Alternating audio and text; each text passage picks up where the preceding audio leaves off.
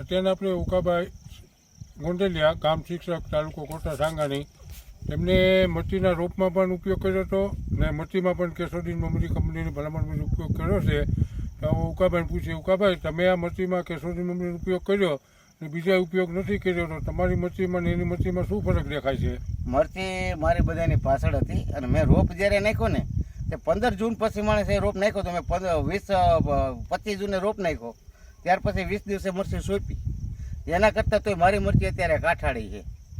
એણે જ્યારે મેં રોપ નાખ્યો ને ત્યારે એને સોંપી દીધી હતી. પણ તો મરચીમાં કુણે પણ વધારે છે અને થ્રીપનું પ્રમાણ ઓછું રહે, કારણ કે મૂળિયાના વિકાસ હિસાબે તે થ્રીપને દાદ આપતી નથી. હા, આપણે ઉકાભાઈ પ્રતિભાવ રહેનો કેસોડીન મમરી છે એ મૂળના વિકાસ માટે ખૂબ જ અસરકારક છે. એ આપણે આ નજર સમક્ષ જોઈ શકીએ એમ છે.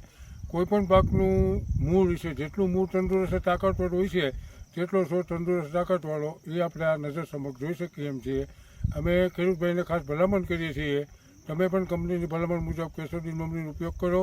કેસોડીન મમરી એક જ પ્રોડક્ટ એવી છે કે જે કૃષિ યુનિવર્સિટીવાળા TSLની પ્રોડક્ટ છે, જે કંપની માન્ય ડેપા સિવાય મળતું નથી.